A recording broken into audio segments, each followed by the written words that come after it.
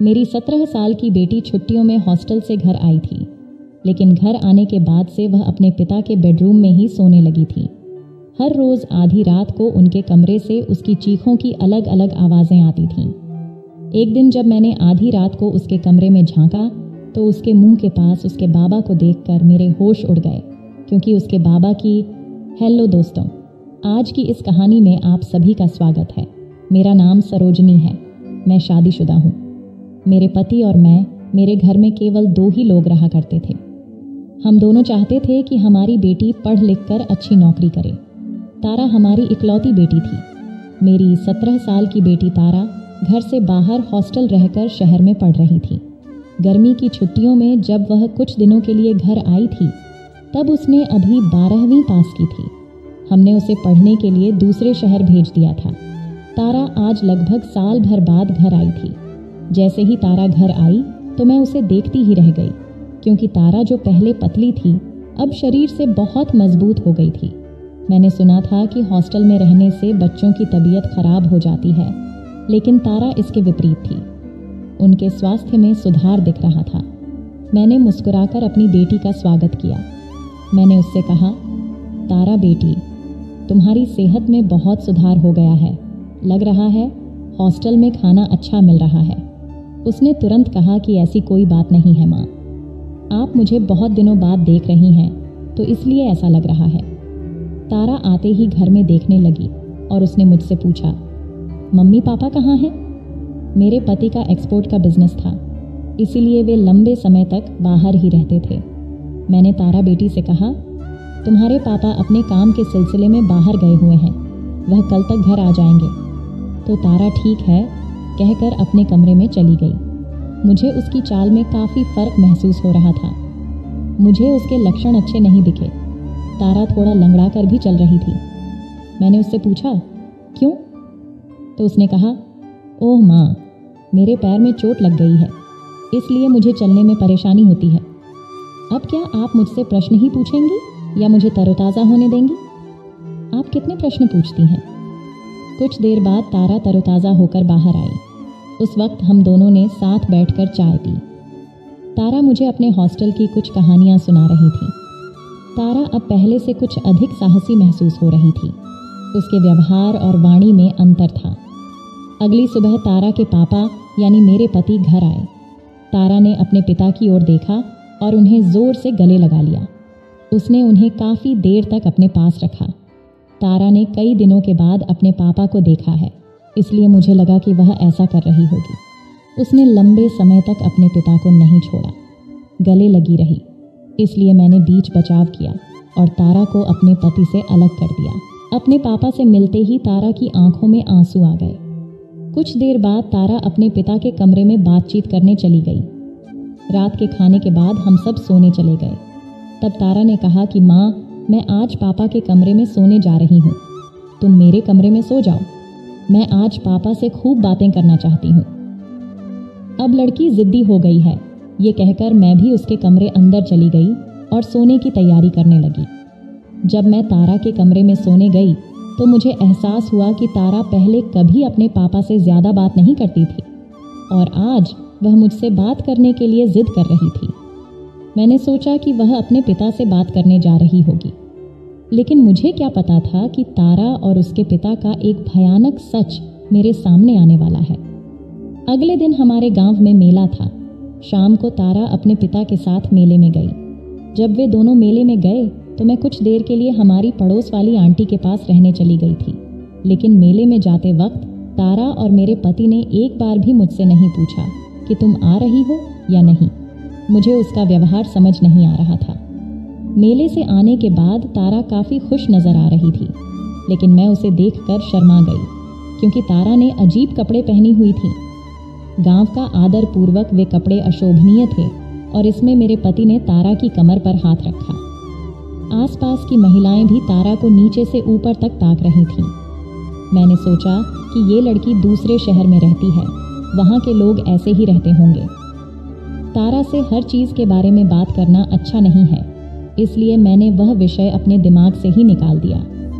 फिर आज रात तारा अपने पिता के कमरे में सोने की जिद करने लगी। मैं अपने मन में बिना किसी शंका के तारा के कमरे में सोने चली गई।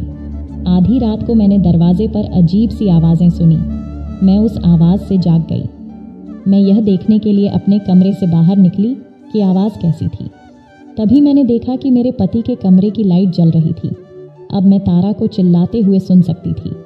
पहले आवाज़ धीमी थी, लेकिन अचानक वह आवाज़ तेज़ होने लगी। उस आवाज़ ने मेरे दिल की धड़कन तेज़ कर दी। मैं उसके कमरे के पास चली गई। मैं उसको एक बार देखना चाहती थी, लेकिन जब मैं उस कमरे के दरवाजे के पास गई तो गलती से मेरा हाथ दरवाजे से टकरा गया और जैसे ही दरवाज़ा खटखटाया, तारा की आवाज़ बंद हो गई और उस कमरे की लाइट बंद कर दी गई। मैं जानती थी कि वहाँ वास्तव में क्या हो रहा था। मेरी समझ में नहीं आया। अचानक मुझे लगा कि मैं सो रही हूँ क्या, या शायद मुझे यह महसूस हुआ कि मैंने ऐसा इसलिए सोची क्योंकि उस कमरे की लाइट भी बंद थी। तब मुझे किसी की आवाज़ सुनाई नहीं दे रही थी। मैंने धीरे से कमरे का दरवाज़ा खोला। तभी धीमी रोशनी में मैंने तारा और उसके पापा को देखा। वो आराम से सो रहे थे। मुझे लगा कि मैं जागते हुए सपना देख रही थी। तब मैं कमरे में जाकर सो गई। अगली सुबह मैं थोड़ा जल्दी उठ गई। मेरे पति को काम के लिए बाहर जाना चाहता था, तो मैंने उन्हें नाश्ता दिया और फिर तारा को जगाने गई। उस कमरे में जाते हुए देखा, अंदर तारा चल रही थी, लेकिन वह थोड़ा लंगड़ा कर चल रही थी और उसका चेहरा बिल्कुल सूखा लग रहा था। ऐसा लग रहा था कि वह बहुत थक गई हो। मैंने उससे कहा, तारा, तुम फ्रेश होकर आओ और नाश्ता लगती हूँ। हमें आज बाज़ार में खरीदारी करने जाना है। मैं काफ़ी समय से खरीदारी करने नहीं गई हूँ। चलो आज साथ मिलकर शॉपिंग करने चलते हैं। तब तारा ने कहा कि माँ, आज मुझे बहुत थकान महसूस हो रही है। मैं किसी बाज़ार में नहीं जा सकूंगी। आप अकेले ही बाज़ार चले जाओ। मैं दोपहर तक आराम करना चाहती हूँ। तारा के माना करने के बाद मैं घर का कुछ काम निपटा के बाज़ार चली गई। बाज़ार से लौटने के बाद मैं चाबी से घर का दरवाज़ा खोला। मुझे पता था कि तारा आराम करना चाहती थी। वह अपने कमरे में आराम कर रही होगी। मैंने दरवाज़ा खोला और हाथ में शॉपिंग बैग लेकर अंदर चली गई। मैं उन थैलों को एक तरफ रखकर अपने साथ लाई कुछ सब्जियां रसोई में रखने चली गई। जैसे ही मैं रसोई की ओर जा रही थी, मुझे रसोई से एक फुसफुसाहट सुनाई दी।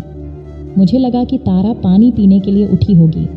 जब मैं किचन में गई तो सामने जो देखा, उसे देखकर मैं हैरान रह गई, क्योंकि उस समय मैंने देखा कि तारा अपने हाथ से आटा गूंथ रही थी और उसके पिता उसके पीछे खड़े होकर उसे आटा गूंथने में मदद कर रहे थे। मैंने कभी नहीं सोचा था कि मेरा पति अपनी बेटी के साथ ऐसा कुछ कर सकता है। वे दोनों बेखबर लग रहे थे। उन्होंने अपने रिश्ते की ये सीमा नहीं देखी। मैं यह देखने के लिए रसोई के दरवाजे के एक तरफ खड़ा थी कि वास्तव में उनके साथ क्या हो रहा था। तभी मैंने देखा कि तारा के पापा उससे कह रहे थे कि देखो तारा बेटा, आटा गूंथने का यही तरीका है। मेरे पति आज काम के सिलसिले में बाहर गए हुए थे। उनका काम ऐसा था कि वह एक बार बाहर जाते तो देर से घर आते थे, लेकिन मुझे समझ नहीं आया कि उस दिन वह घर कैसे आ गए। दरअसल मैं तब घर पर नहीं थी। मुझे समझ नहीं आया कि वास्तव में बाप बेटी के बीच क्या चल रहा है, क्योंकि घर आने के बाद से तारा रात को अपने पापा के कमरे में जाने लगी थी।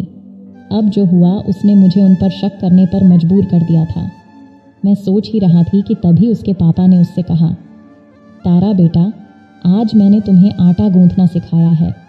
मेरे पास तुम्हें सिखाने के लिए अभी भी बहुत सी चीज़ें हैं। वो चीज़ें भविष्य में आपके ज़रूर काम आएंगी, इसलिए आगे जो भी आएगा उसके लिए तैयार रहना। और तुम्हें आज रात के बारे में पहले से ही पता है, इसलिए आज रात को तैयार रहना। रात के लिए तैयार रहना, इसका मतलब मैं समझ नहीं पा रही थी कि आखिर मेरे पति तारा से क्या कहना चाहते थे, क्योंकि काफ़ी समय से तारा रात को मेरे पति के साथ उनके कमरे में ही सोती थी और मैं तारा के कमरे में। मुझे यह पता लगाना था कि वास्तव में क्या चल रहा है इन दोनों के बीच, क्योंकि मैं अपने घर में इस अजीब किस्म की चीज़ें को बर्दाश्त नहीं करूंगी। लेकिन आज रात मुझे अपनी कल्पना से भी अधिक भयानक दृश्य देखने को मिलेगा, इसका मुझे कोई अंदाज़ा नहीं था। उन पर नज़र रखने के लिए मुझे आज रात कुछ करना ही था। मैंने कुछ नहीं देखा। मैं फिर बाहर गई और यह दिखाने के लिए घर की घंटी बजाई। तभी मेरे पति ने घर का दरवाज़ा खोला। फिर मैंने उससे पूछा कि तुम आज इतनी जल्दी घर कैसे आ गए। फिर उसने कहा कि मैं अपने काम से जा रहा था, लेकिन आधे रास्ते में मेरी कार पंचर हो गई और मुझे आगे बढ़ने में समय लग गया। समय की वजह से मैंने आज का काम कल तक के लिए टाल दिया और ऐसे ही घर आ गया। अभी अभी मैकेनिक मेरे कार को गैरेज में ले गया।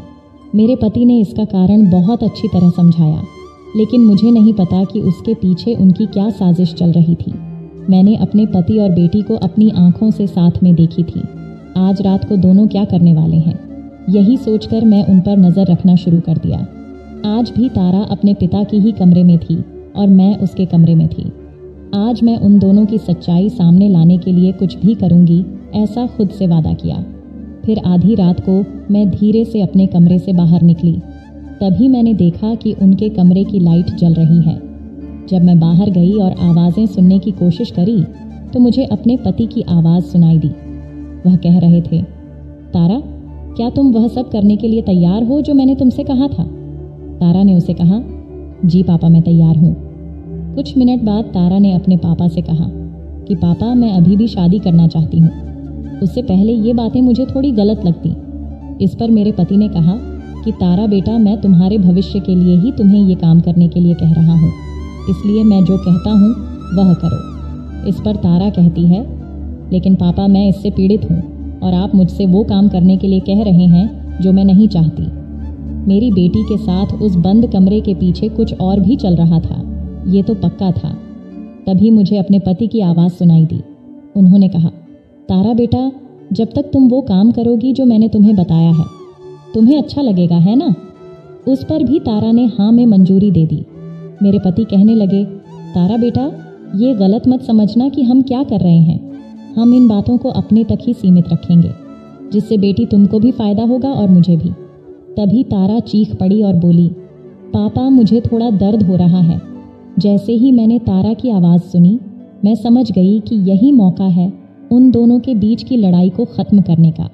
फिर मैंने दरवाजे को लात मारी और उस कमरे में घुस गई। तभी मैंने सामने देखा कि मेरी बेटी दुल्हन की तरह सजी हुई थी और मेरे पति उसे झुमके दे रहे थे। मुझे समझ नहीं आया कि वास्तव में क्या हो रहा था, यानी जैसा मैंने सोचा था उससे कुछ आगे होने वाला था। फिर मैंने अपने पति को ज़ोर से एक चाटा मारा और चिल्लाया। तभी तारा मुझे वहाँ देख ली। मेरे पति चौंक गए। फिर उन्होंने कहा, सरोजनी, तुम आओ, तुम यहाँ इस समय क्या कर रही हो? मैंने उन्हें बोला कि आप जो कर रहे हैं मैं उसमें तोड़फोड़ करने आई हूँ। फिर मैंने तारा से पूछा, तारा, तुम दुल्हन की तरह क्यों सजी हो? मैं अच्छी तरह जानती हूँ कि तुम आगे क्या करने वाले थे। ऐसा लगता है कि आपने सारी हदें पार कर दी हैं और गलत काम भी किया है। इस पर तारा चिल्लाई। उसने कहा, माँ, आप क्या बात कर रही हैं? आप हमारे पवित्र रिश्ते को कलंकित क्यों कर रही हैं? फिर मैंने कहना शुरू किया कि कुछ देर पहले तुम दोनों बाप बेटी जो बातें कर रहे थे वो सब मैंने सुन लिया है, और दोपहर को रसोई में क्या हो रहा था मुझे सब पता है। मैंने अपनी आंखों से सब कुछ देखा है। तभी मेरे पति कहने लगे, सरोजनी, शांत हो जाओ। तुम जो कुछ भी देखी हो वह सत्य है। जैसा दिख रहा है असल में वैसा नहीं है। तुम्हारी बेटी किस द्वार से गुजर रही है ये तुम नहीं जानती। मैंने उसकी मदद के लिए ही ये सब चीज़ें किया हैं। मेरा मतलब मदद करना है। फिर मैं बोली कि अपनी बेटी के साथ अनचाही हरकतें करना, इसे मदद करना बोल रहे हो। ऐसी बातें कहते हुए आपको थोड़ी शर्म कैसे महसूस नहीं होती? इस पर मेरे पति बोले, सरोजनी, मैं तुम्हें फिर से बता रहा हूँ कि तुम जो देखती हो या जो सोचती हो वह सच नहीं है। अगर तुम सच सुनना चाहती हो तो सबसे पहले तुम्हें अपने मन को शांत करना होगा। फिर मेरे तलवों से आग मेरे सिर तक गई। फिर भी मैंने खुद को रोका और स्थिर खड़ी रही। मेरे पति बोले कि को मैं बात कह रहा हूँ उसे चुपचाप तुम सुनो। यह आपकी बेटी यानी तारा के जीवन और मृत्यु का सवाल है। जब मेरे पति बात कर रहे थे तो तारा रो रही थी। मेरे पति ने कहा कि सरोजनी, तुम्हारी बेटी तारा इस समय बड़े संकट से गुजर रही है। जब वह हॉस्टल में थी तो सोशल मीडिया पर उसका परिचय एक लड़के से हुआ। उस लड़के ने तारा को शादी का झांसा दिया। वह उसके आकर्षण के आगे झुक गई और उसके आग्रह पर तारा और लड़के ने भागकर शादी करने का फैसला किया। हमें इस बारे में कोई जानकारी नहीं थी। तारा लगातार उससे फ़ोन पर संपर्क में थी, इसलिए हमें ये बातें नहीं पता थीं। वह लड़का तारा को किसी दूसरे शहर ले गया था। वह वहाँ 5 महीने तक रहे, लेकिन तारा को लड़के का व्यवहार समझ नहीं आया। उस लड़के ने अपनी तारा बेटी को मानसिक और शारीरिक रूप से पीड़ित किया। इस बात से तारा तंग आ गई थी। आखिरकार उसने कुछ दिन पहले मुझे फ़ोन किया और मुझे सब कुछ बताया। तब मैं भी शांत मन से उसकी बात सुना। मैं उसकी स्थिति समझ गया, इसलिए मैंने उसे घर आने की सलाह दी। फिर तारा उस लड़के से छुटकारा पाकर अपने घर आ गई। घर आने के बाद से तारा रात को मेरे कमरे में आती है और वह मुझे अपना दुख बताती है। उसको मैं इससे बाहर निकालने के लिए ये चीज़ें कर रहा था। उसकी आटा गूंथने में मदद करना, उसे दुल्हन की तरह सजाना, मेकअप करने से उनका ध्यान भटक जाता है और फिर उसके मानसिक स्वास्थ्य में थोड़ा सुधार भी होने लगा था। आगे मेरे पति पिता ने कहा कि तारा से जो कुछ भी हुआ वह अनजाने में हुआ, इसलिए इसे इस स्थिति से बाहर निकालना यह आवश्यक था। इसलिए उसे गुस्सा दिलाने के बजाय मैं उसका मदद कर रहा था, लेकिन आपने उसे अलग तरह से समझा। तारा के साथ जो हुआ उसे सुनकर मुझे बहुत दुख हुआ था। उस वक्त तारा की जो स्थिति थी वो सिर्फ उसकी थी। मैं यह जानती थी, लेकिन उसके पिता ने एक दोस्त की तरह उनकी मदद किया था। तारा धीरे धीरे इन सब से बाहर आ रही थी। उसके पिता ने उसके प्रेमी को पुलिस के हवाले कर दिया था और उसे अच्छी सज़ा भी दिलाई थी। माता पिता के रूप में तारा के पिता ने माता पिता जैसा ही कर्तव्य निभाया और मुझे इसका एहसास थोड़ी देर से हुआ। जो कुछ मैं किया वह सब का मुझे एहसास हुआ कि यह गलत है। आजकल समाज में ऐसी कई घटनाएं घटित हो रही हैं। कम उम्र में लड़के लड़कियां अवांछित गतिविधियों में शामिल हो जाते हैं और इसके कारण समाज में ऐसी घटनाओं की संख्या में वृद्धि देखने को मिलती है। इसलिए एक जागरूक माता पिता होने के नाते हमें समय समय पर अपने बच्चों पर ध्यान देना चाहिए और उनमें अच्छे संस्कार डालने चाहिए ताकि वे ऐसी चीज़ों में न पड़े। तो दोस्तों, वीडियो अच्छी लगी हो तो चैनल को सब्सक्राइब ज़रूर कर देना। धन्यवाद।